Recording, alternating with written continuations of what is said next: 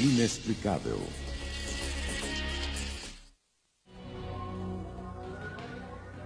Na fronteira do novo milênio, um mistério continua a permear nossa cultura. Existiria vida extraterrestre? Segundo uma pesquisa, 1/3 dos americanos acredita em OVNIs. Quase 5 milhões afirmam ter vistos seres alienígenas.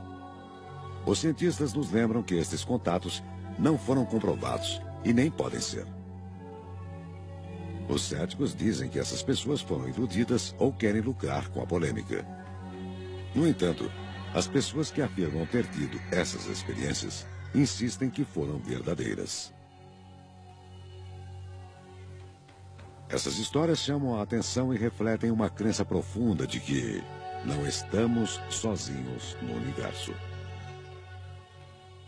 No interior de Kentucky, um homem relata a suposta batalha de sua família contra alienígenas em 1955. Com um alienígena. Perto da cidade de Nova York, dezenas de pessoas testemunharam OVNIs e visitas extraterrestres num parque público. E um estudioso da Bíblia fala sobre sua crença de que há 6.000 anos toda a civilização foi influenciada por visitantes do espaço sideral. A vida extraterrestre seria fato ou ficção? Ou pode apenas ser descrita como o inexplicável? Vida extraterrestre.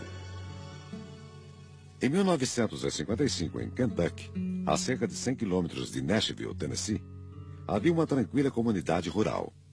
Na noite de 21 de agosto, no meio de uma roça, 10 pessoas tiveram contato violento com os alienígenas.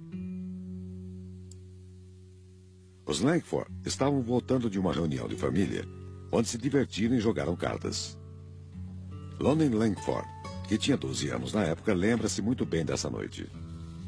Estávamos eu, meu irmão, minha irmã, 2 meio-irmãos, suas mulheres, e um amigo com sua mulher e minha mãe.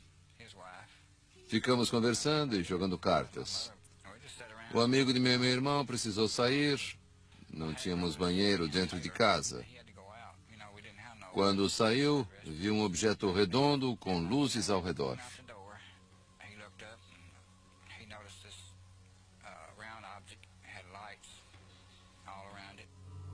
O homem entrou em casa e contou o que tinha visto. Pensaram que ele estava brincando e continuaram jogando cartas. Mais tarde, todos foram dormir. Todos, exceto a mãe de Lonnie. Ela ficou acordada, olhando pela janela, viu uma criatura estranha e gritou.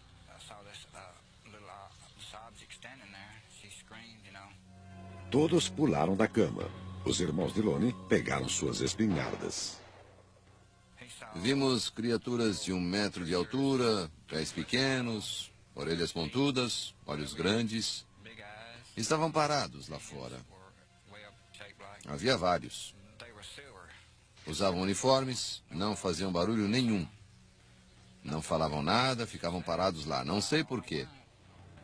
Lonnie viu as criaturas flutuarem, enquanto seus irmãos continuavam atirando. Alguns tiros derrubaram os alienígenas. Mas, para a surpresa de todos, as estranhas criaturas voltaram a flutuar, incólumes. Ficamos assustados. Começamos a gritar. O irmão de Lonnie foi para fora com a espingarda. Quando o meu irmão saiu, um deles o agarrou pelo cabelo. Ele pulou para o chão e atirou. Lonnie Langford e sua família, apavorados, ficaram olhando aqueles seres brilhantes pairando sobre a casa. Quando seus irmãos ficaram sem munição, acenderam as lanternas e iluminaram o céu. Para surpresa da família, as criaturas prateadas logo fugiram para a escuridão. Eles não queriam fazer mal a ninguém. Acho que estavam com mais medo de nós do que nós deles. Mas fiquei apavorado. Estou dizendo a verdade. Lonnie Langford está dizendo a verdade. Ou sua história não passa de uma lembrança distorcida de uma reunião de família conturbada. Mas sabemos que na mesma noite, Outros moradores da região viram luzes que pareciam meteoros, acompanhadas por um estranho objeto.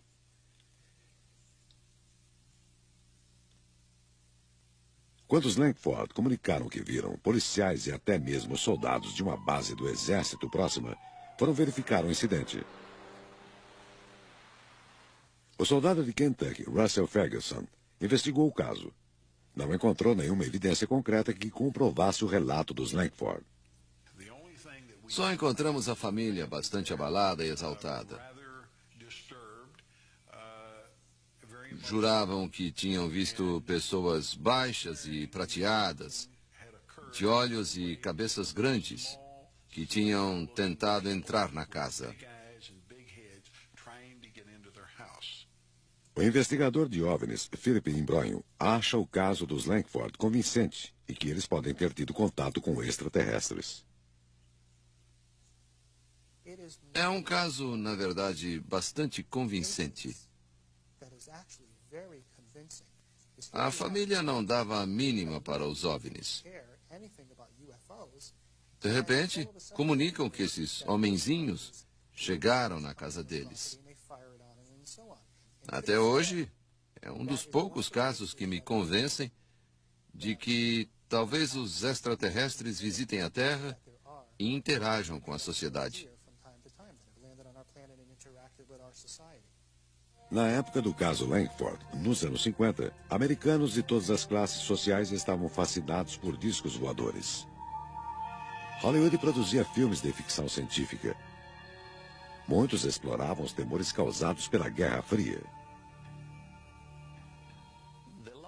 O público estava influenciado por filmes, livros e revistas. Mas os moradores dessa região eram lavradores e protestantes, alguns deles fundamentalistas.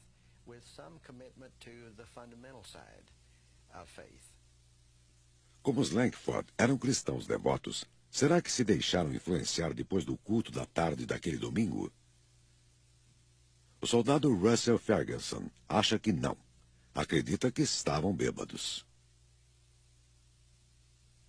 Encontrei um bando de gente desvairada. Estavam num estado específico causado por uma festa bem animada. Não havia bebidas na casa, porque minha mãe era muito religiosa e não permitia. Meus irmãos bebiam, mas não havia bebidas alcoólicas em casa naquela noite. Outra explicação para o que houve naquela noite envolve um circo que estava de passagem na cidade. Descobri nos arquivos do jornal que o circo ficara na cidade 3 noites. Na quinta, sexta e sábado, antes do incidente relatado. O circo devia ter macacos, e eles podem ter fugido.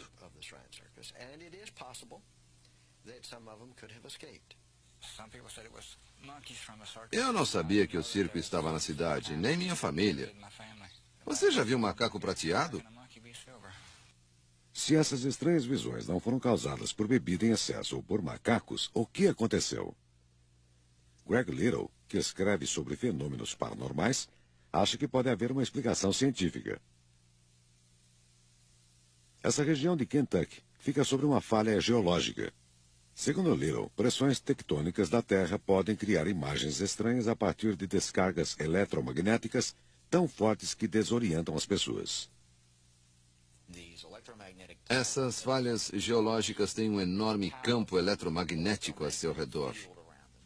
Quando uma pessoa fica perto de um campo, há uma interação com a química cerebral, que produz serotonina, uma substância bioquímica idêntica a uma droga alucinógena chamada dimetrotriptamina, que equivale a uma viagem de LSD de 30 minutos. E como é que se chama uma viagem dessas? Um sonho. Sonhos, pesadelos. Nunca se saberá exatamente o que aconteceu naquela noite de verão de 1955. Não imagino por que eles vieram. Acho que estavam passando e resolveram dar uma descida. Por que Deus criou todos os outros planetas, luas e sóis? Se há vida nesse planeta, por que não haveria em outros?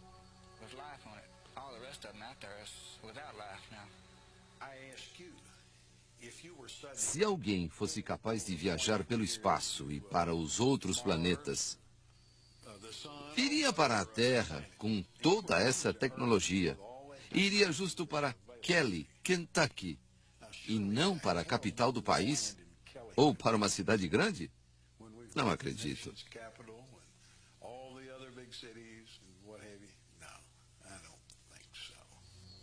Uma coisa é certa. Lunan Lackford e sua família não saíram em busca de extraterrestres naquela noite de agosto. Uma noite que jamais esqueceram.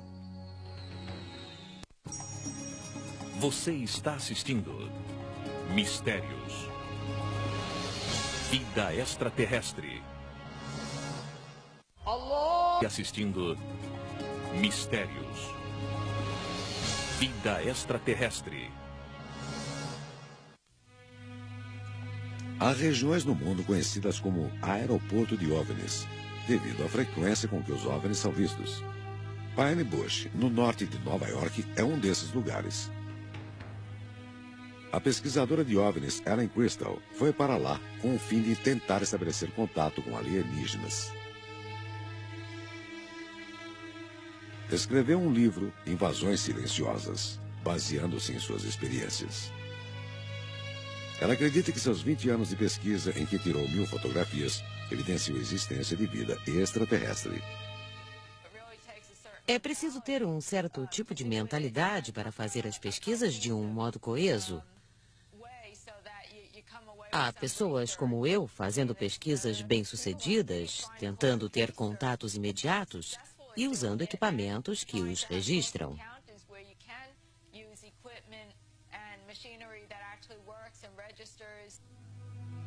Ellen começou a procurar seres extraterrestres nos arredores de Pine Bush no início dos anos 80.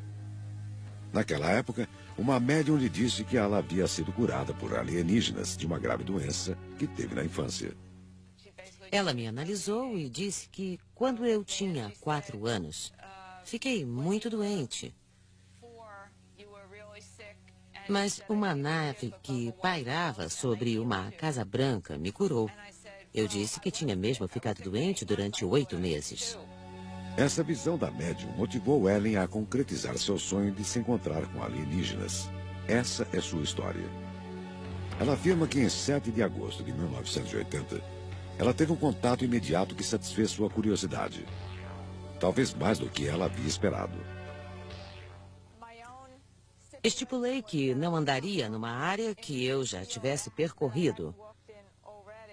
O primeiro contato foi aqui perto, a 70 metros. Eu estava no campo, olhando para algumas luzes nebulosas. Vi uma luz grande e intensa pousar entre as árvores do outro lado da rua. Eu não sabia o que fazer. Achei que estivessem me desafiando. Ellen aceitou o desafio. Foi de um campo a outro pensando no que fazer a seguir. Reuniu coragem e voltou ao lugar onde vira a luz pela primeira vez. Iluminou as árvores com a lanterna e viu algo que parecia um inseto. Mas moveu a lanterna para baixo e viu pernas que pareciam correr sem sair do lugar. A criatura correu pela clareira em vez de se esconder atrás de algum arbusto. Isso me intrigou. Correu até o fim da clareira, parou e ficou olhando para mim. O alienígena tinha cerca de 1,5 metros de altura. Não usava nenhum tipo de roupa, era bege, muito magro, tinha a cabeça grande, não tinha cabelo, os olhos eram grandes, amarelos e puxados, segundo pude ver.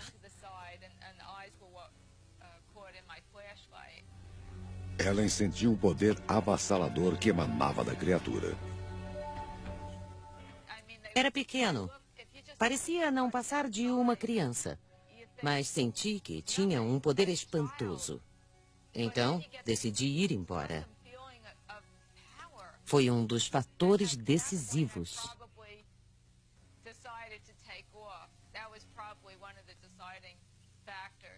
Amedrontada e exausta, foi até um estacionamento vazio para descansar e organizar os pensamentos. Não conseguia lidar com as minhas emoções. Estava paralisada de medo. Lembro que arquejava, estava em pânico. Comecei a transpirar. Ellen Crystal registrou esse contato e outras experiências que depois incluiu no livro. Ao longo de suas pesquisas, elaborou uma teoria própria sobre o motivo da vinda dos alienígenas à Terra. Acho que os alienígenas têm um problema físico terminal. O único motivo para eles estarem aqui em grande número é terem um problema físico terminal relacionado à reprodução. Podem ser uma raça à beira da extinção.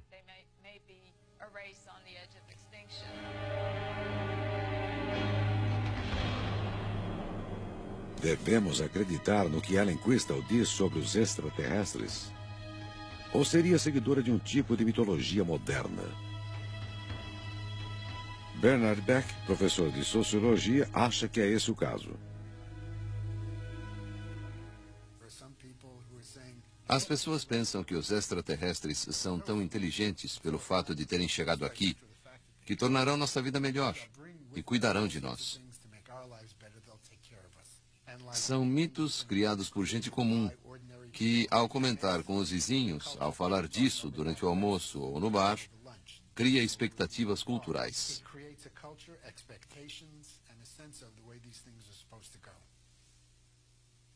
Segundo o investigador de OVNIs Philip Imbroglio, as expectativas de Ellen são tão intensas que seu aparente fascínio por ficção científica acaba afetando sua objetividade. Acho que Ellen Crystal está sendo sincera. Questiono alguns de seus métodos de investigação e algumas de suas conclusões sobre seus dados. Diante de uma evidência, concluí que só pode ter uma explicação. Acho que as evidências apontam para a existência de algo, mas acho que ela não tem evidências suficientes para afirmar isto é uma nave espacial. Muitas aparições de OVNIs no Hudson Valley ocorrem ao redor do aeroporto internacional perto de Pine Bush. Ken No, controlador de tráfego aéreo aposentado e administrador do aeroporto, está acostumado com esses relatos. As pessoas veem meteoros que oferecem um espetáculo às vezes. A maioria das aparições relatadas acontece à noite. Os aviões têm tipos e configurações de luzes diferentes. Quem olha para o céu durante muito tempo pode ver alguma coisa que lhe pareça fora do comum. Para aumentar a confusão, no verão de 1988, durante uma avalanche de relatos sobre OVNIs, um grupo de pilotos decidiu pregar uma peça nos moradores de Hudson Valley. Eles voaram na formação em V em aviões pequenos que não fazem muito barulho. Era uma visão capaz de impressionar. Várias pessoas acharam que era um OVNI. Essa era a intenção dos pilotos, fazer uma brincadeira. Mas o efeito disso durou anos. Ken No e outros controladores de tráfego aéreo duvidam das conclusões de Ellen Crystal e de seus vídeos mostrando OVNIs. E algumas fotografias dela são muito questionáveis. Essas cenas foram filmadas perto do aeroporto internacional. Tenho certeza de que é um avião. Há luzes piscando, luzes anticolisões e talvez duas luzes nas asas do avião. Parece a imagem de uma aeronave ligeiramente fora de foco. Deve ser um jato grande. Nesse ponto da fita, dá para ouvir os motores. É um avião. As fotografias de Ellen não convenceram cientistas. Outro ponto fraco é que ela sempre vê os OVNIs quando está sozinha. Hilbert Dolezal, professor de psicologia, afirma que depois que a médium disse a Ellen que alienígenas a curaram na infância, ela pode ter sofrido alucinações. A família dela provavelmente chorava. Ela deve ter ouvido que ia morrer. Isso deve ter ficado na sua cabeça.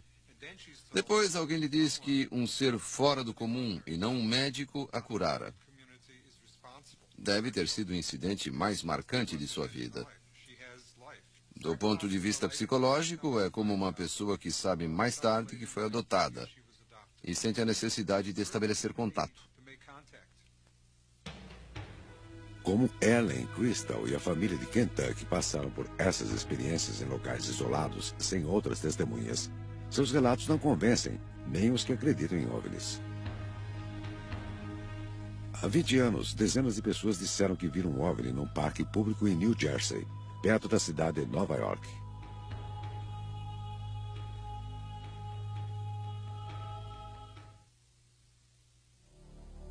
Muitas aparições de OVNIs são fáceis de explicar.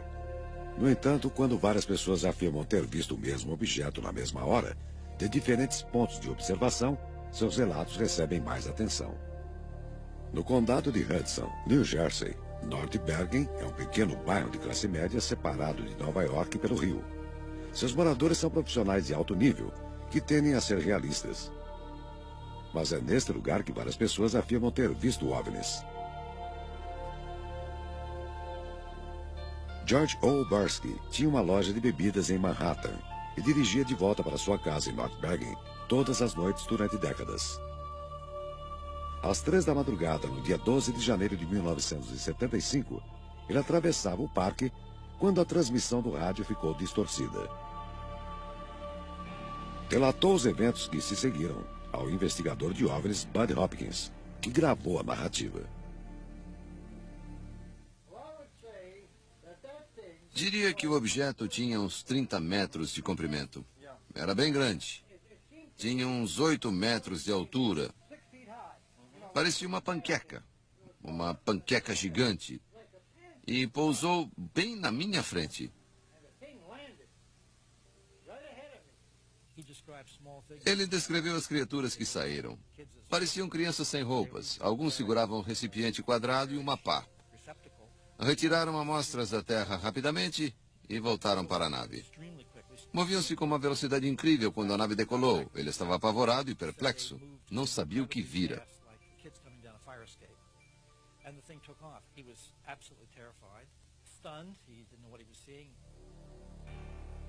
George O. Barsky chegou em casa tremendo, aterrorizado pelo que tinha visto.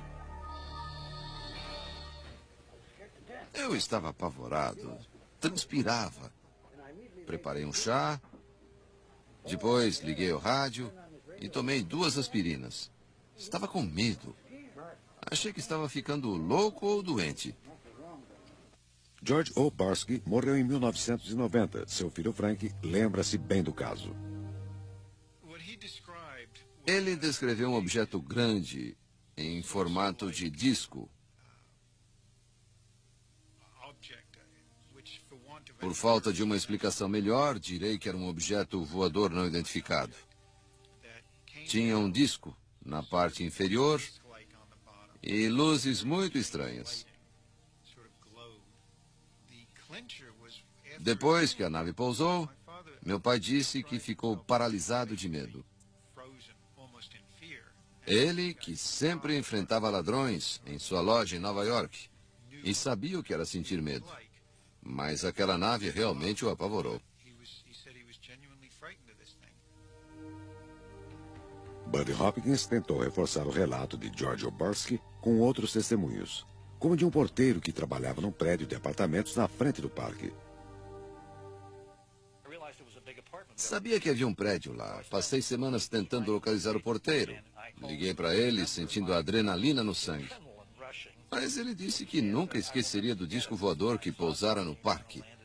Sua descrição da nave era idêntica à de George.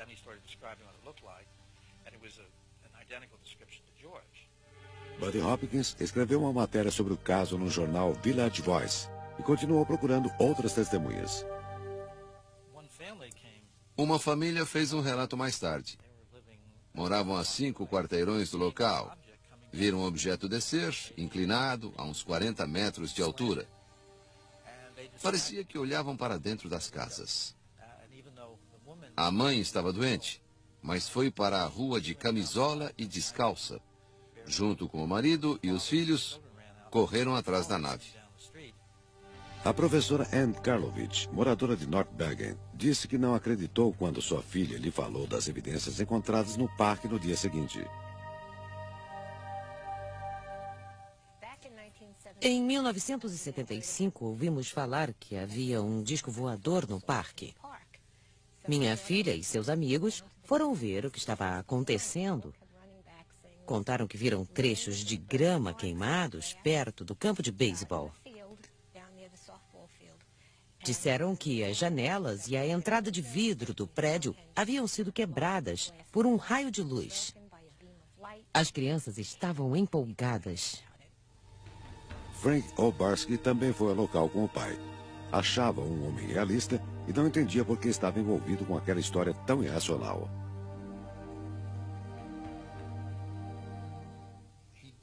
Ele não se interessava por fenômenos que não faziam parte da vida cotidiana. E aquilo realmente não fazia parte do cotidiano.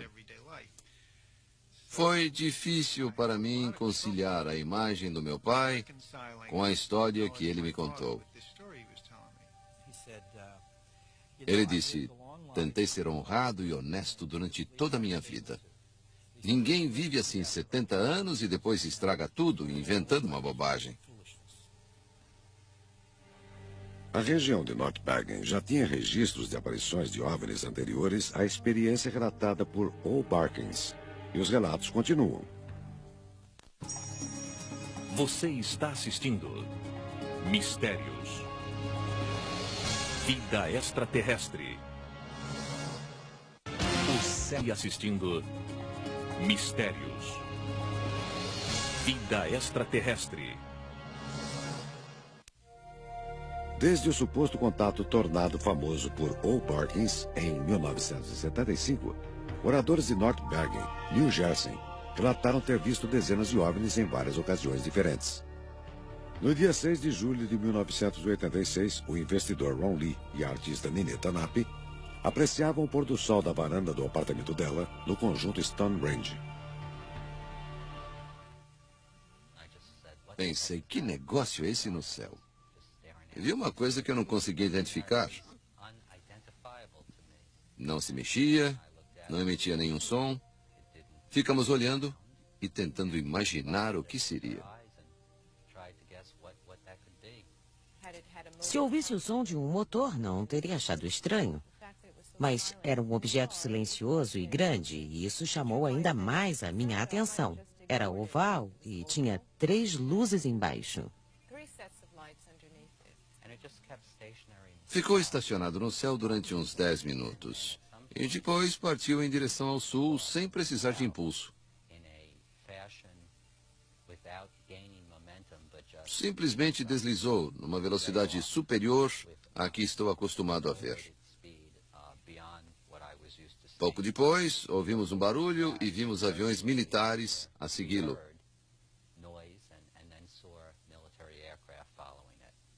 No dia seguinte, a imprensa publicou relatos de pessoas que viram a nave. Nineta não ligou para nenhum serviço público. Quando contamos casos assim, as pessoas não levam a sério. Eu negava para mim mesma o que tinha visto. Não queria acreditar. Aquilo não era racional.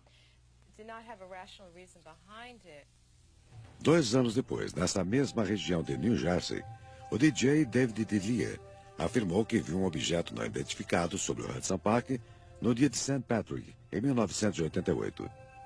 Disse que estava dirigindo para casa quando notou algo no céu. Parou o carro. O objeto chegava cada vez mais perto. Não fazia barulho, mas as luzes que formavam um triângulo eram brancas e verdes. Delia voltou para o carro e seguiu o OVNI ao longo de vários quilômetros, reparando no formato da nave. O OVNI tinha formato de diamante. Meus polegares mostram a posição em que ele avançava. Em 1993, 5 anos depois da experiência relatada por Delia, outra moradora de North Bergen, Ann Karlovich, que encarara com ceticismo os outros contatos, afirma que ela também viu um objeto voador não identificado. Vi uma luz com um formato elíptico brilhando. E aí pensei, o que será isso? Parecia se mover lentamente, mas eu não tinha certeza. Quando virei o carro, tinha desaparecido. Quando cheguei em casa, encontrei minha filha e meu genro. Disse a ele, vi algo estranho na rua. E ele disse, vi também. Tinha um brilho misterioso. Parecia metálico e tinha muitas luzes fluorescentes, brilhantes, como holofotes.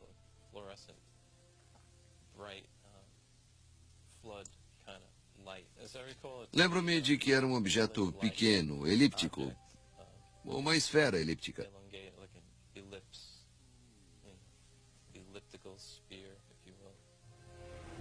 Joe Bass leu no jornal do dia seguinte que os objetos vistos eram ilusões causadas pela neblina. Sei que não eram apenas luzes em meio a nuvens ou meteoros. Acho que era uma aeronave das Forças Aéreas. Existem aeronaves desse tipo. Não era um avião, nem um helicóptero. Era uma nave pequena.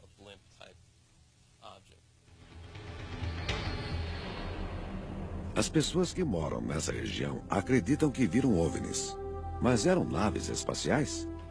Desde a Segunda Guerra Mundial, os relatos de pessoas que viram OVNIs ganharam um sistema de classificação ou de categorias. O método foi criado por um professor de astronomia da Northwestern University, J. Allen Hynek.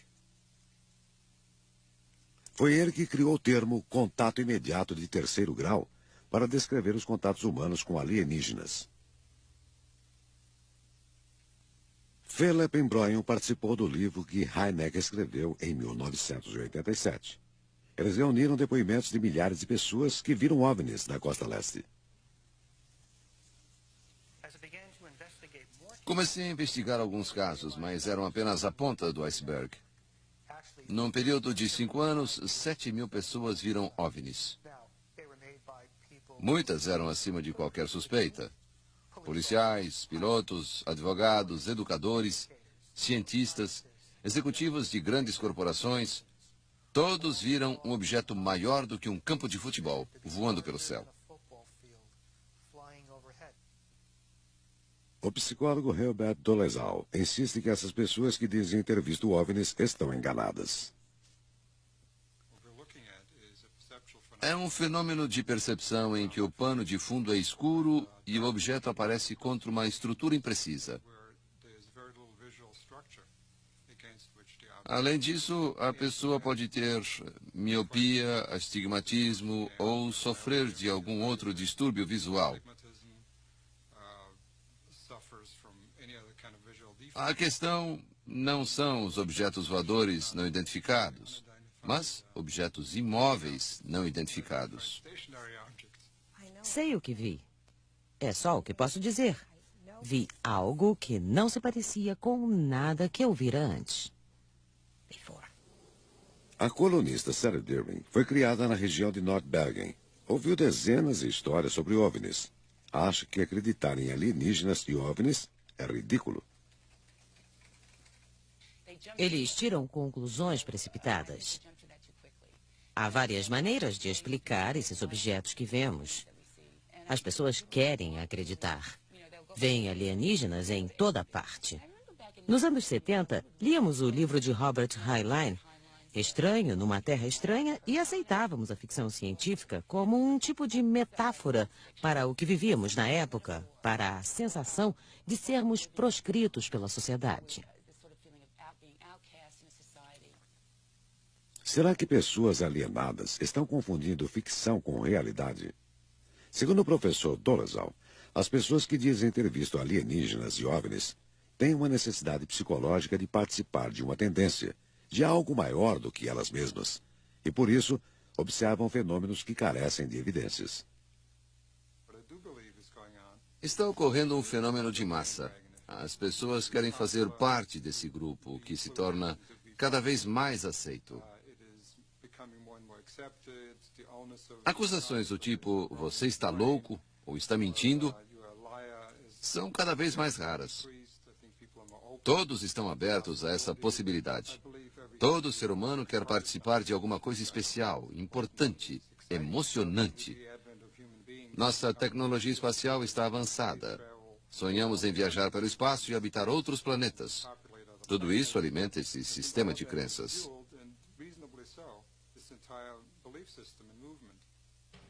Os céticos, como o professor Dolezal, explicam por que essas experiências são ilusórias. Mas quem passou por elas irrita-se com esse ceticismo. Frank Obarski ainda está perplexo com o que supostamente aconteceu a seu pai.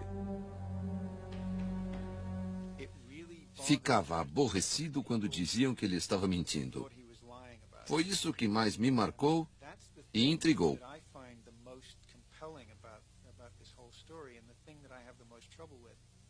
Acho que é assustador porque estamos lidando com o desconhecido. Temos medo do que não conhecemos. Apareceu e foi embora. Posso estar enganado, mas acho que foi um acontecimento único. Vi algo inexplicável. Você está assistindo Mistérios. Vida extraterrestre. Mistérios. Vida extraterrestre. Há cerca de 6.000 anos, no sul da Mesopotâmia, existia uma sociedade avançada, a dos Sumérios. Como no caso do Egito Antigo, muitos aspectos da cultura suméria são misteriosos. Zacarias Sitchin é estudioso da Bíblia e especialista em civilizações antigas. Acredita que extraterrestres chamados Anunnaki visitaram nosso planeta e influenciaram a cultura suméria, uma cultura que tinha sofisticação das civilizações modernas. Tinham um conhecimento incrível de astronomia, de matemática, construíam arranha-céus. Foram os primeiros a introduzir a roda. Tinham arte, música, dança, leis, tribunais, juízes, reis. Tudo o que consideramos essencial para uma civilização adiantada surgiu lá, da noite para o dia, há 6.000 anos. Sitchin baseia sua crença na influência dos extraterrestres nos mitos sumérios, que foram escritos em placas antigas. Afirma que esses mitos descrevem experiências reais com os extraterrestres conhecidos como Anunnaki. O trecho a seguir descreve tarefas recebidas pelos antigos astronautas. Alguns deviam ficar na órbita da Terra e vigiá-la. Outros desceriam e estabeleceriam uma civilização. Foram as instruções de Anu. Deixou 300 no céu como guardas, para definir como era a Terra do céu. E na Terra, mandou que 600 residissem lá. Depois de dar todas as instruções aos Anunnaki, do céu e da Terra, distribuiu suas tarefas. Pelo que entendi de vários desses textos, eles estavam perdendo a atmosfera de seu planeta, seja por causas naturais ou desastres ecológicos. Segundo ele, os textos contam que os Anunnaki vieram para a Terra e recolheram partículas de ouro que usariam para proteger sua atmosfera. Os mitos também dão informações sobre leis, astronomia e o cosmo. Nesses textos, o sistema solar não consiste de 9 planetas, mas de 12. Os Anunnaki vieram do 12º planeta, chamado Naburu. Esse planeta misterioso aproxima-se da órbita terrestre a cada 3.600 anos. Essas evidências dos textos e descrições antigos não deixam dúvida de que seres de outros planetas participaram não só de nossa criação, acelerando a evolução, como narra a Bíblia, mas da nossa civilização durante milênios.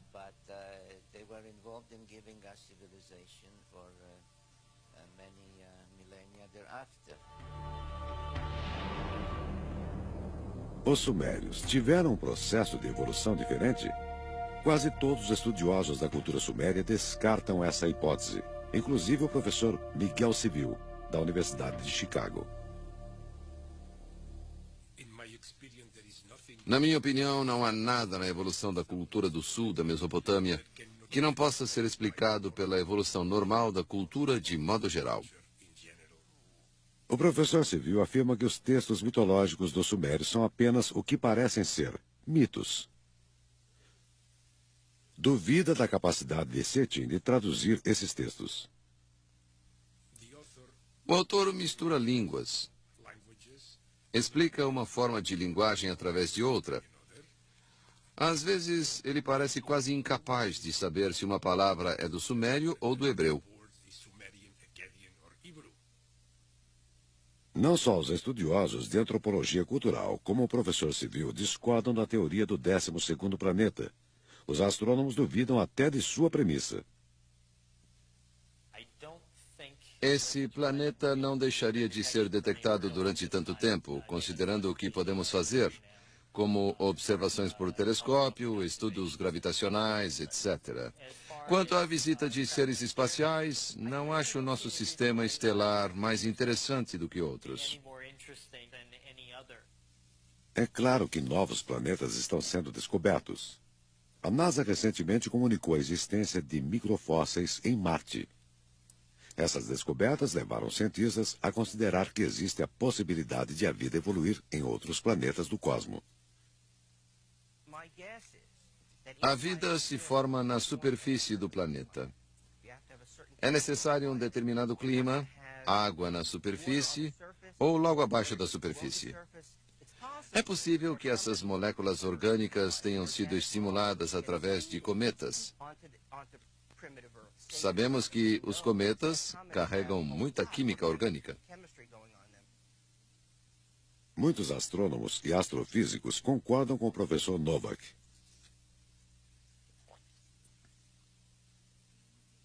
Mesmo se existe vida inteligente no espaço, mesmo com nossa atual tecnologia, as distâncias no céu são grandes demais. Talvez existam outras civilizações no cosmos. Mas, caso existam, estão tão longe de nós que não poderiam nos alcançar. Estão a centenas de milhares de anos-luz de distância. Não há a menor chance de que cheguem até nós. As distâncias entre os astros são muito vastas. A distância da Terra até o centro da galáxia é por volta de 30.000 anos-luz. Alguns afirmam que a atual onda de aparições de extraterrestres substitui a religião tradicional. Tradicionalmente, as pessoas acreditavam num ser divino, em Deus. Na ausência dessa crença religiosa, ou talvez como um suplemento, há uma necessidade de se acreditar em seres mais sofisticados, mais sábios, mais avançados tecnologicamente. Parece-me que esse é um suplemento ou substituto para a crença religiosa.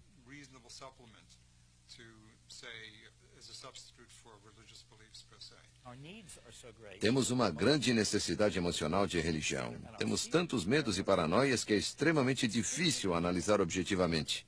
Mas é o que devemos fazer. Todas as eras tiveram seus extraterrestres. Mas agora temos uma linguagem que permite que sejam seres extraterrestres.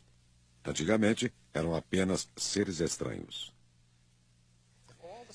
Se todos os cientistas céticos do mundo se reunissem durante um ano e fizessem um estudo profundo desses fenômenos para descobrir se os OVNIs são mesmo extraterrestres, talvez surgissem algumas respostas, em vez de críticas constantes a essa ciência.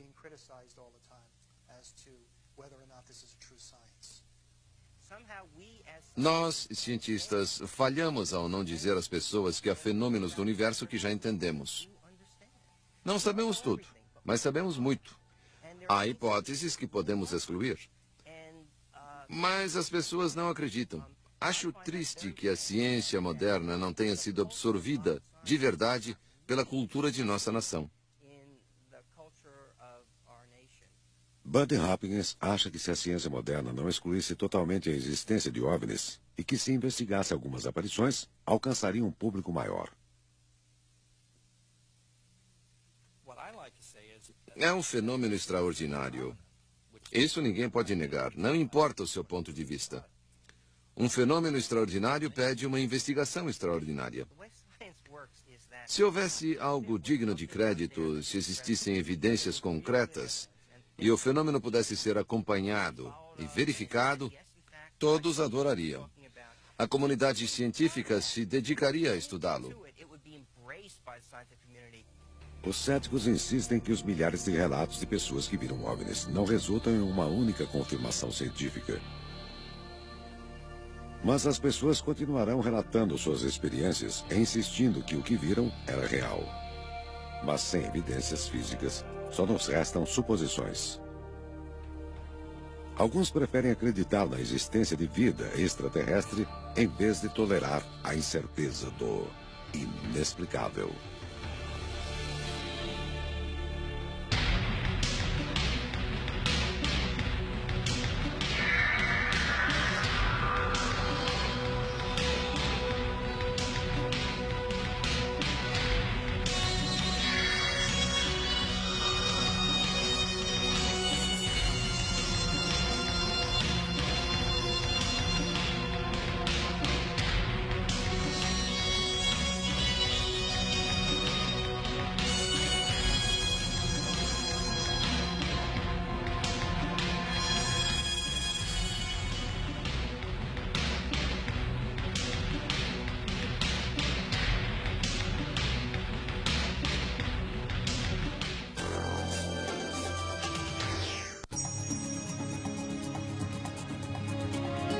Você está assistindo ENI Mundo para os mais exigentes.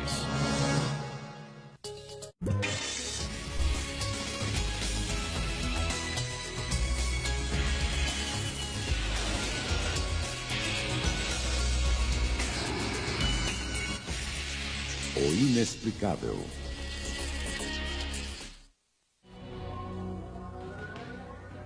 Na fronteira do novo milênio, um mistério continua a permear nossa cultura.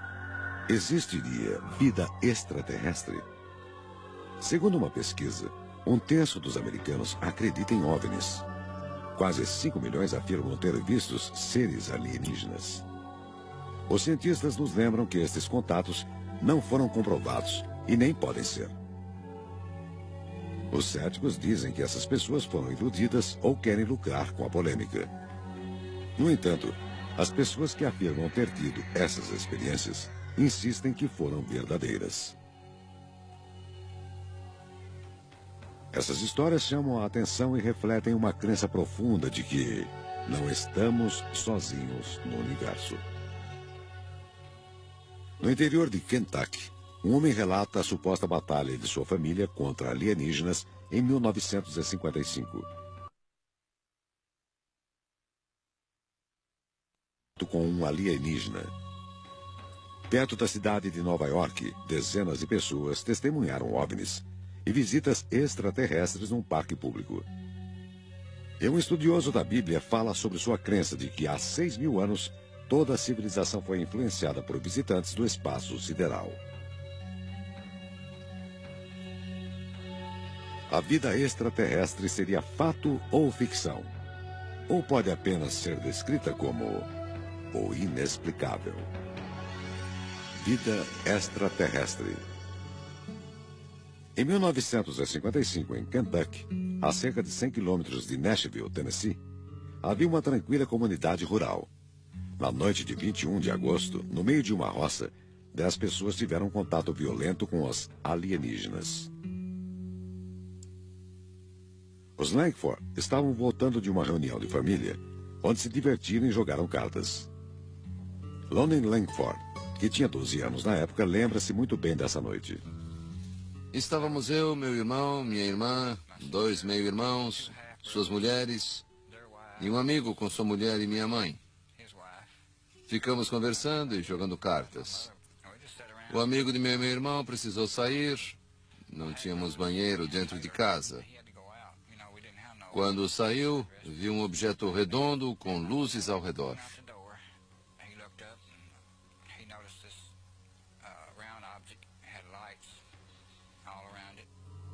O homem entrou em casa e contou o que tinha visto. Pensaram que ele estava brincando e continuaram jogando cartas. Mais tarde, todos foram dormir. Todos, exceto a mãe de Lonnie. Ela ficou acordada, olhando pela janela, viu uma criatura estranha e gritou.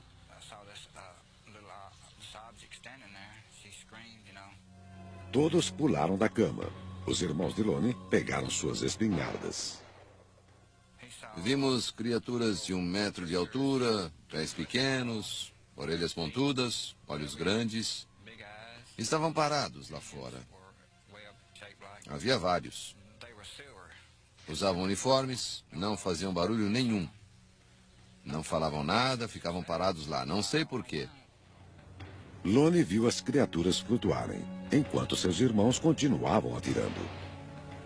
Alguns tiros derrubaram os alienígenas. Mas, para a surpresa de todos, as estranhas criaturas voltaram a flutuar, incólumes.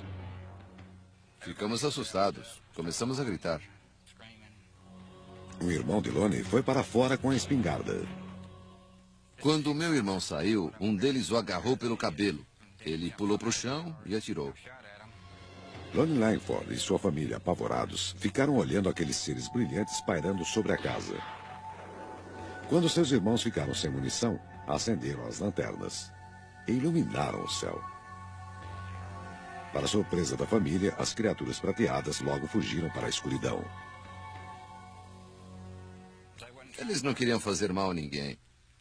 Acho que estavam com mais medo de nós do que nós deles. Mas fiquei apavorado. Estou dizendo a verdade. Lonnie Langford está dizendo a verdade. Ou sua história não passa de uma lembrança distorcida de uma reunião de família conturbada. Mas sabemos que na mesma noite, outros moradores da região viram luzes que pareciam meteoros, acompanhadas por um estranho objeto.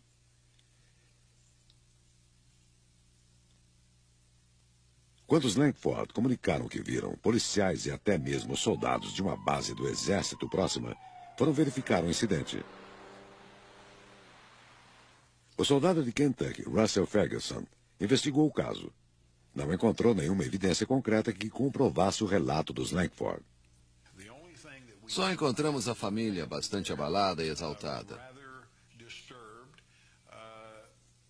Juravam que tinham visto pessoas baixas e prateadas, de olhos e cabeças grandes, que tinham tentado entrar na casa. O investigador de OVNIs, Philip Imbronho, acha o caso dos Langford convincente e que eles podem ter tido contato com extraterrestres. É um caso, na verdade, bastante convincente. A família não dava a mínima para os OVNIs. De repente, comunicam que esses homenzinhos chegaram na casa deles. Até hoje, é um dos poucos casos que me convencem de que talvez os extraterrestres visitem a Terra e interajam com a sociedade. Na época do caso Langford, nos anos 50, americanos de todas as classes sociais estavam fascinados por discos voadores. Hollywood produzia filmes de ficção científica. Muitos exploravam os temores causados pela Guerra Fria. O público estava influenciado por filmes, livros e revistas. Mas os moradores dessa região eram lavradores e protestantes, alguns deles fundamentalistas.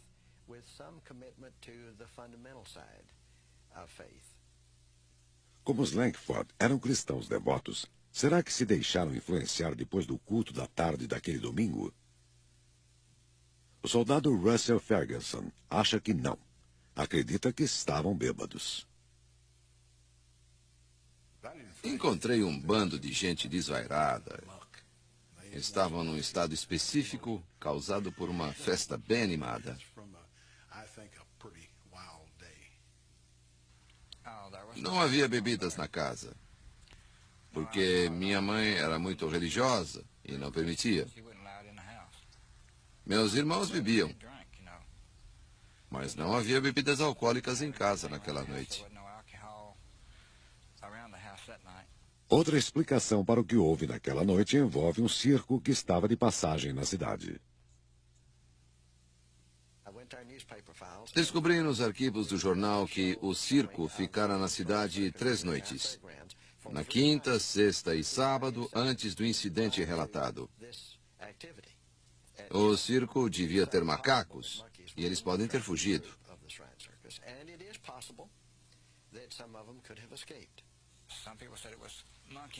Eu não sabia que o circo estava na cidade, nem minha família. Você já viu macaco prateado? Se essas estranhas visões não foram causadas por bebida em excesso ou por macacos, o que aconteceu? Greg Little, que escreve sobre fenômenos paranormais, acha que pode haver uma explicação científica. Essa região de Kentucky fica sobre uma falha geológica. Segundo Little, pressões tectônicas da Terra podem criar imagens estranhas a partir de descargas eletromagnéticas tão fortes que desorientam as pessoas. Essas falhas geológicas têm um enorme campo eletromagnético a seu redor. Quando uma pessoa fica perto de um campo, há uma interação com a química cerebral, que produz serotonina, uma substância bioquímica idêntica a uma droga alucinógena chamada dimetrotriptamina, que equivale a uma viagem de LSD de 30 minutos. E como é que se chama uma viagem dessas? Um sonho. Sonhos, pesadelos. Nunca se saberá exatamente o que aconteceu naquela noite de verão de 1955. Não imagino por que eles vieram. Acho que estavam passando e resolveram dar uma descida. Por que Deus criou todos os outros planetas, luas e sóis? Se há vida nesse planeta, por que não haveria em outros?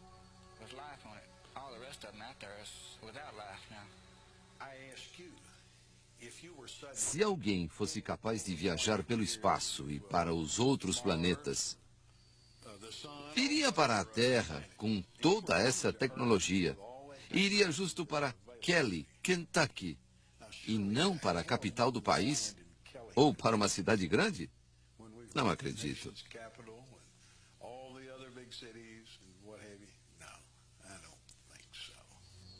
Uma coisa é certa. Lunan Lackford e sua família não saíram em busca de extraterrestres naquela noite de agosto. Uma noite que jamais esqueceram.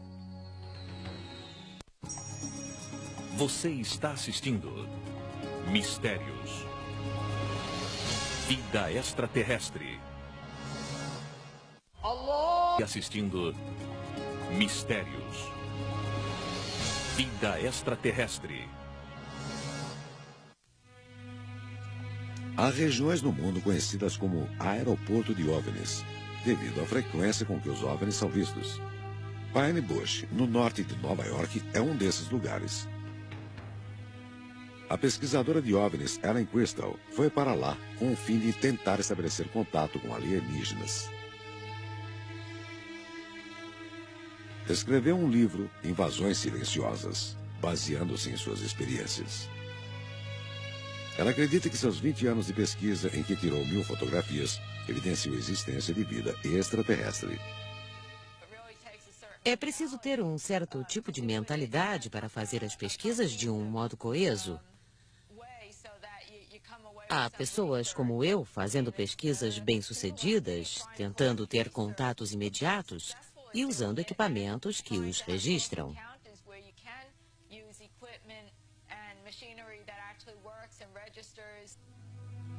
Ellen começou a procurar seres extraterrestres nos arredores de Pine Bush no início dos anos 80.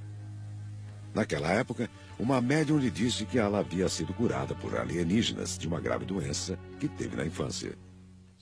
Ela me analisou e disse que, quando eu tinha 4 anos, fiquei muito doente. Mas uma nave que pairava sobre uma Casa Branca me curou. Eu disse que tinha mesmo ficado doente durante 8 meses. Essa visão da médium motivou Ellen a concretizar seu sonho de se encontrar com alienígenas. Essa é sua história. Ela afirma que em 7 de agosto de 1980, ela teve um contato imediato que satisfez sua curiosidade. Talvez mais do que ela havia esperado. Estipulei que não andaria numa área que eu já tivesse percorrido. O primeiro contato foi aqui perto, a 70 metros. Eu estava no campo, olhando para algumas luzes nebulosas. Vi uma luz grande e intensa pousar entre as árvores do outro lado da rua. Eu não sabia o que fazer. Achei que estivessem me desafiando. Ellen aceitou o desafio. Foi de um campo a outro pensando no que fazer a seguir.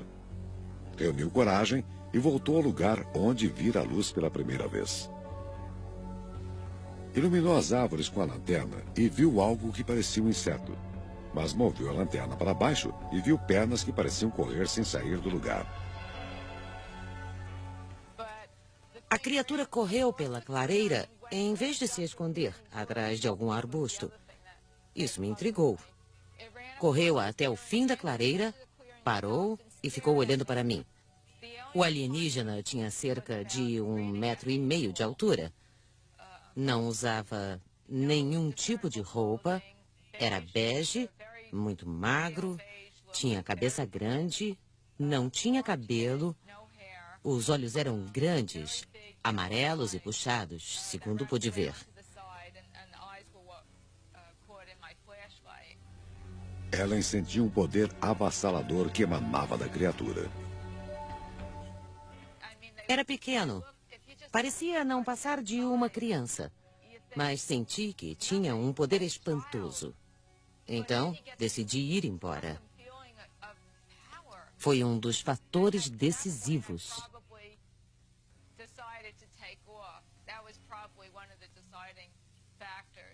Amedrontada e exausta, foi até um estacionamento vazio para descansar e organizar os pensamentos. Não conseguia lidar com as minhas emoções. Estava paralisada de medo. Lembro que arquejava, estava em pânico. Comecei a transpirar. Ellen Crystal registrou esse contato e outras experiências que depois incluiu no livro. Ao longo de suas pesquisas, elaborou uma teoria própria sobre o motivo da vinda dos alienígenas à Terra. Acho que os alienígenas têm um problema físico terminal. O único motivo para eles estarem aqui em grande número é terem um problema físico terminal relacionado à reprodução. Podem ser uma raça à beira da extinção.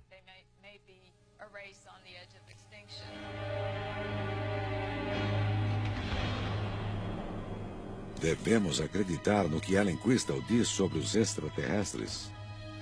Ou seria seguidora de um tipo de mitologia moderna? Bernard Beck, professor de sociologia, acha que é esse o caso. As pessoas pensam que os extraterrestres são tão inteligentes pelo fato de terem chegado aqui, que tornarão nossa vida melhor e cuidarão de nós.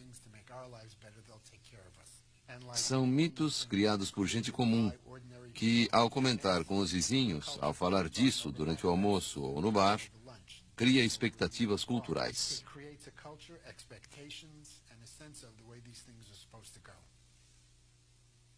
Segundo o investigador de OVNIs Philip Imbroglio, as expectativas de Ellen são tão intensas que seu aparente fascínio por ficção científica acaba afetando sua objetividade. Acho que Ellen Crystal está sendo sincera. Questiono alguns de seus métodos de investigação e algumas de suas conclusões sobre seus dados. Diante de uma evidência, concluí que só pode ter uma explicação. Acho que as evidências apontam para a existência de algo, mas acho que ela não tem evidências suficientes para afirmar isto é uma nave espacial. Muitas aparições de OVNIs no Hudson Valley ocorrem ao redor do aeroporto internacional perto de Pine Bush. Ken No, controlador de tráfego aéreo aposentado e administrador do aeroporto, está acostumado com esses relatos. As pessoas veem meteoros que oferecem um espetáculo às vezes. A maioria das aparições relatadas acontece à noite. Os aviões têm tipos e configurações de luzes diferentes. Quem olha para o céu durante muito tempo pode ver alguma coisa que lhe pareça fora do comum. Para aumentar a confusão, no verão de 1988, durante uma avalanche de relatos sobre OVNIs, um grupo de pilotos decidiu pregar uma peça nos moradores de Hudson Valley. Eles voaram na formação em V em aviões pequenos que não fazem muito barulho. Era uma visão capaz de impressionar. Várias pessoas acharam que era um OVNI. Essa era a intenção dos pilotos, fazer uma brincadeira. Mas o efeito disso durou anos. Ken No e outros controladores de tráfego aéreo duvidam das conclusões de Ellen Crystal e de seus vídeos mostrando OVNIs. E algumas fotografias dela são muito questionáveis. Essas cenas foram filmadas perto do aeroporto internacional. Tenho certeza de que é um avião. Há luzes piscando, luzes anticolisões e talvez duas luzes nas asas do avião. Parece a imagem de uma aeronave ligeiramente fora de foco. Deve ser um jato grande. Nesse ponto da fita, dá para ouvir os motores. É um avião. As fotografias de Ellen não convenceram cientistas. Outro ponto fraco é que ela sempre vê os OVNIs quando está sozinha. Hilbert Dolezal, professor de psicologia, afirma que depois que a médium disse a Ellen que alienígenas a curaram na infância, ela pode ter sofrido alucinações. A família dela provavelmente chorava. Ela deve ter ouvido que ia morrer. Isso deve ter ficado na sua cabeça. Depois alguém lhe disse que um ser fora do comum e não um médico a curara. Deve ter sido o incidente mais marcante de sua vida. Do ponto de vista psicológico, é como uma pessoa que sabe mais tarde que foi adotada e sente a necessidade de estabelecer contato. Como Ellen Crystal e a família de Kentucky passaram por essas experiências em locais isolados, sem outras testemunhas, seus relatos não convencem nem os que acreditam em OVNIs. Há 20 anos, dezenas de pessoas disseram que viram um OVNI num parque público em New Jersey, perto da cidade de Nova York.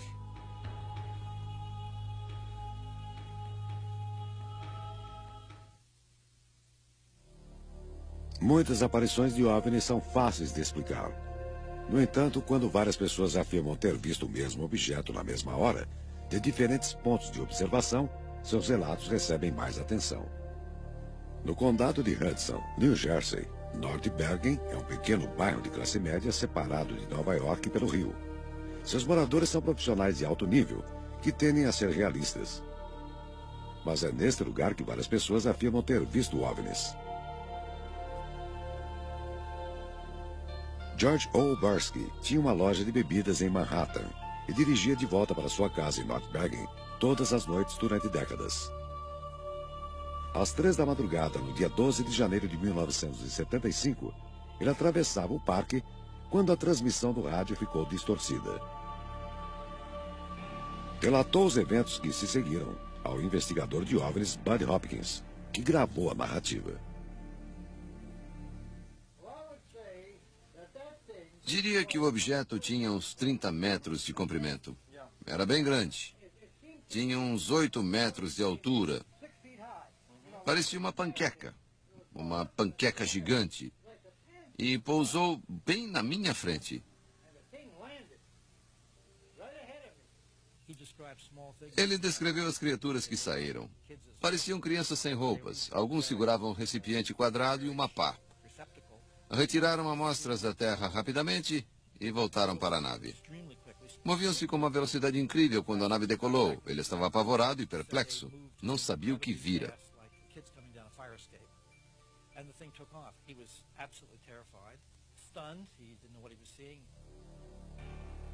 George Obarski chegou em casa tremendo, aterrorizado pelo que tinha visto.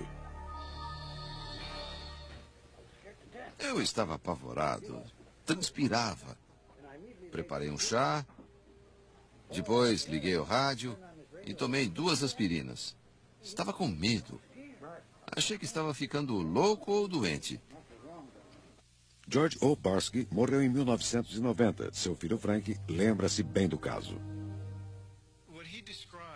Ele descreveu um objeto grande em formato de disco. Por falta de uma explicação melhor, direi que era um objeto voador não identificado. Tinha um disco na parte inferior e luzes muito estranhas. Depois que a nave pousou, meu pai disse que ficou paralisado de medo. Ele, que sempre enfrentava ladrões em sua loja em Nova York, e sabia o que era sentir medo. Mas aquela nave realmente o apavorou. Buddy Hopkins tentou reforçar o relato de George Obarski com outros testemunhos, como de um porteiro que trabalhava num prédio de apartamentos na frente do parque. Sabia que havia um prédio lá. Passei semanas tentando localizar o porteiro. Liguei para ele, sentindo a adrenalina no sangue. Mas ele disse que nunca esqueceria do disco voador que pousara no parque. Sua descrição da nave era idêntica à de George.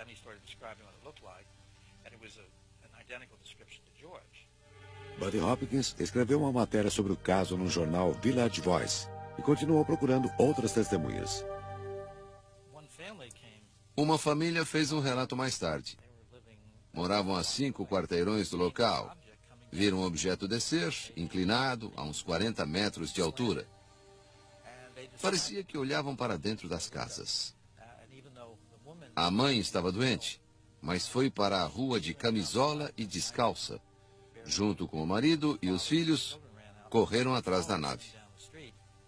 A professora Ann Karlovich, moradora de North Bergen, disse que não acreditou quando sua filha lhe falou das evidências encontradas no parque no dia seguinte.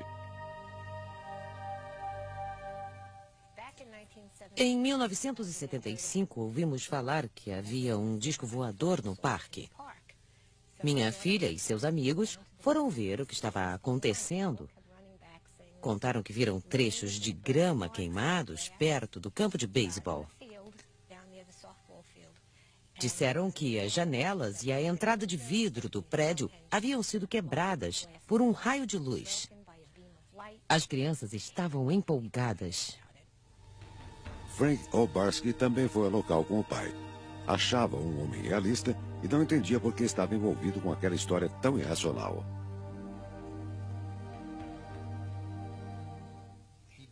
Ele não se interessava por fenômenos que não faziam parte da vida cotidiana. E aquilo realmente não fazia parte do cotidiano. Foi difícil para mim conciliar a imagem do meu pai com a história que ele me contou. Ele disse: tentei ser honrado e honesto durante toda a minha vida.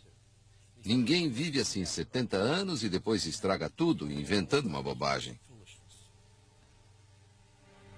A região de North Bergen já tinha registros de aparições de OVNIs anteriores à experiência relatada por Obarkins. E os relatos continuam. Você está assistindo Mistérios. Vida extraterrestre.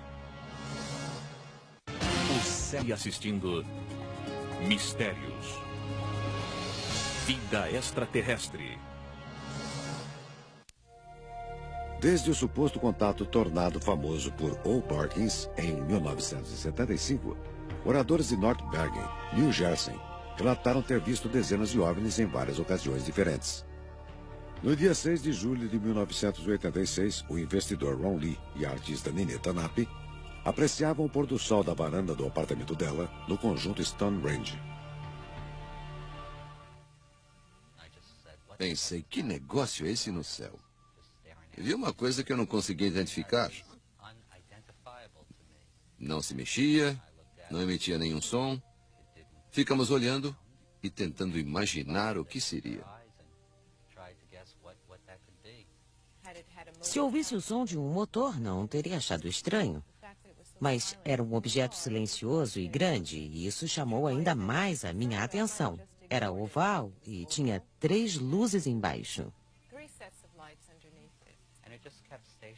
Ficou estacionado no céu durante uns 10 minutos. E depois partiu em direção ao sul sem precisar de impulso. Simplesmente deslizou numa velocidade superior à que estou acostumado a ver. Pouco depois, ouvimos um barulho e vimos aviões militares a segui-lo.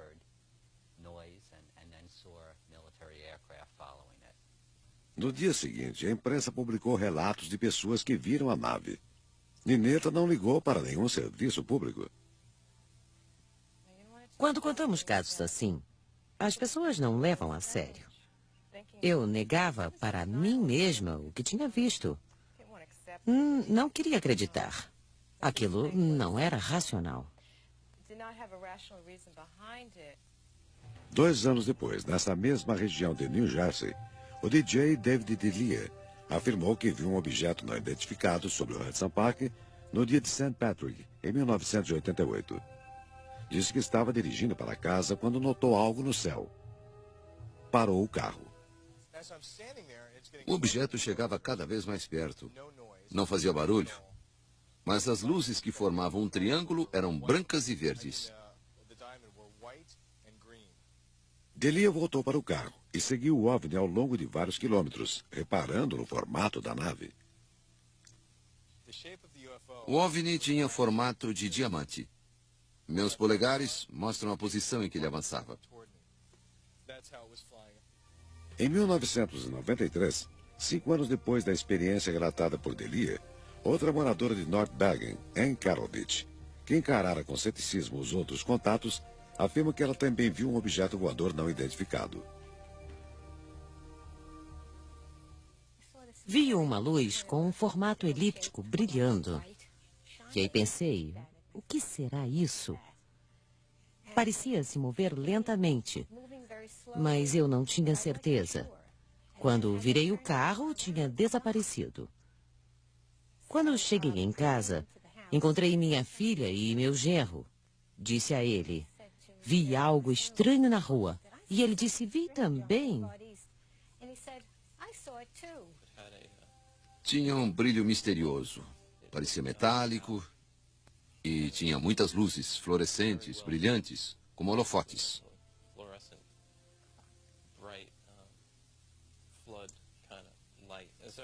Lembro-me de que era um objeto pequeno, elíptico, uma esfera elíptica.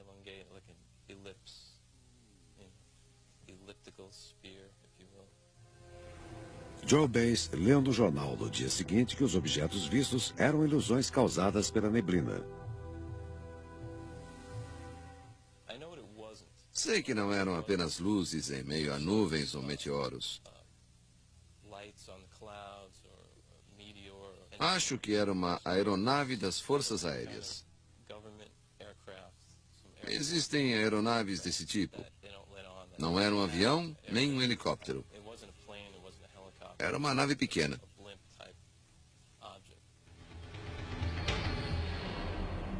As pessoas que moram nessa região acreditam que viram OVNIs. Mas eram naves espaciais? Desde a Segunda Guerra Mundial, os relatos de pessoas que viram OVNIs ganharam um sistema de classificação ou de categorias. O método foi criado por um professor de astronomia da Northwestern University, J. Allen Hynek. Foi ele que criou o termo contato imediato de terceiro grau para descrever os contatos humanos com alienígenas. Philip Embroyon participou do livro que Hynek escreveu em 1987. Eles reuniram depoimentos de milhares de pessoas que viram OVNIs na costa leste. Comecei a investigar alguns casos, mas eram apenas a ponta do iceberg. Num período de 5 anos, 7.000 pessoas viram OVNIs. Muitas eram acima de qualquer suspeita. Policiais, pilotos, advogados, educadores, cientistas, executivos de grandes corporações, todos viram um objeto maior do que um campo de futebol voando pelo céu. O psicólogo Herbert Dolezal insiste que essas pessoas que dizem ter visto OVNIs estão enganadas.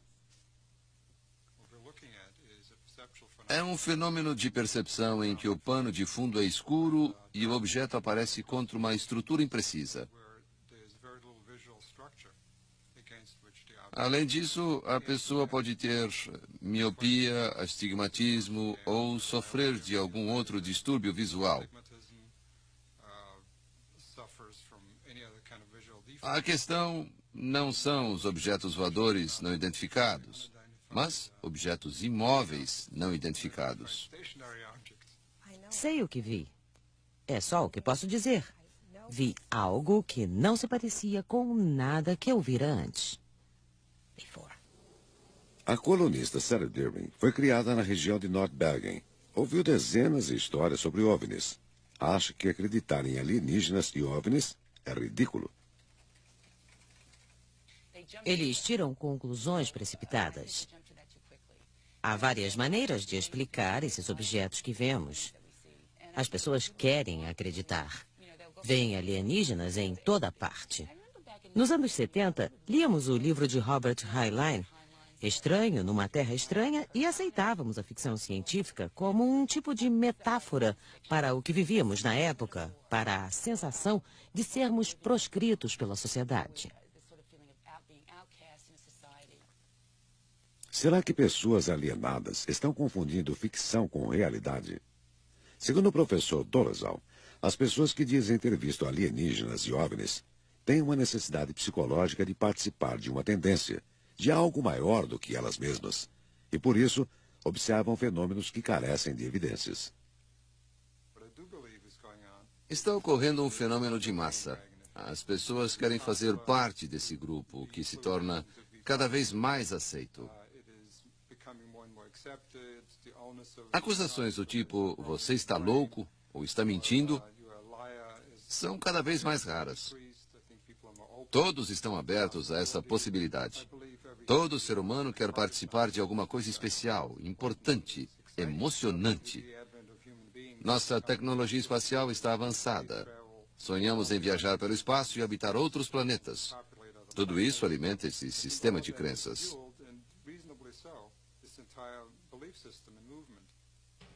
Os céticos, como o professor Dolezal, explicam por que essas experiências são ilusórias. Mas quem passou por elas irrita-se com esse ceticismo. Frank Olbarski ainda está perplexo com o que supostamente aconteceu a seu pai. Ficava aborrecido quando diziam que ele estava mentindo. Foi isso que mais me marcou e intrigou.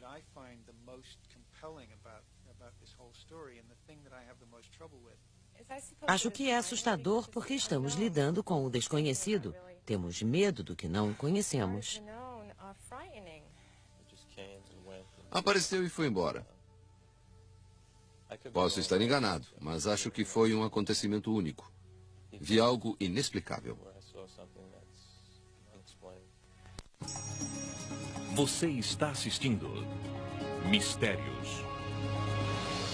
Vida extraterrestre. Mistérios. Vida extraterrestre. Há cerca de 6.000 anos, no sul da Mesopotâmia, existia uma sociedade avançada, a dos Sumérios. Como no caso do Egito Antigo, muitos aspectos da cultura suméria são misteriosos. Zacarias Sitchin é estudioso da Bíblia e especialista em civilizações antigas. Acredita que extraterrestres chamados Anunnaki visitaram nosso planeta e influenciaram a cultura suméria, uma cultura que tinha sofisticação das civilizações modernas. Tinham um conhecimento incrível de astronomia, de matemática, construíam arranha-céus. foram os primeiros a introduzir a roda. Tinham arte, música, dança, leis, tribunais, juízes, reis. Tudo o que consideramos essencial para uma civilização adiantada surgiu lá, da noite para o dia, há 6.000 anos. Sitchin baseia sua crença na influência dos extraterrestres nos mitos sumérios, que foram escritos em placas antigas. Afirma que esses mitos descrevem experiências reais com os extraterrestres conhecidos como Anunnaki. O trecho a seguir descreve tarefas recebidas pelos antigos astronautas. Alguns deviam ficar na órbita da Terra e vigiá-la. Outros desceriam e estabeleceriam uma civilização. Foram as instruções de Anu. Deixou 300 no céu como guardas, para definir como era a terra do céu. E na terra, mandou que 600 residissem lá. Depois de dar todas as instruções aos Anunnaki, do céu e da terra, distribuiu suas tarefas. Pelo que entendi de vários desses textos, eles estavam perdendo a atmosfera de seu planeta, seja por causas naturais ou desastres ecológicos. Segundo ele, os textos contam que os Anunnaki vieram para a Terra e recolheram partículas de ouro que usariam para proteger sua atmosfera. Os mitos também dão informações sobre leis, astronomia e o cosmo. Nesses textos, o sistema solar não consiste de 9 planetas, mas de 12. Os Anunnaki vieram do 12º planeta, chamado Naburu. Esse planeta misterioso aproxima-se da órbita terrestre a cada 3.600 anos. Essas evidências dos textos e descrições antigos não deixam dúvida de que seres de outros planetas participaram não só de nossa criação, acelerando a evolução, como narra a Bíblia, mas da nossa civilização durante milênios.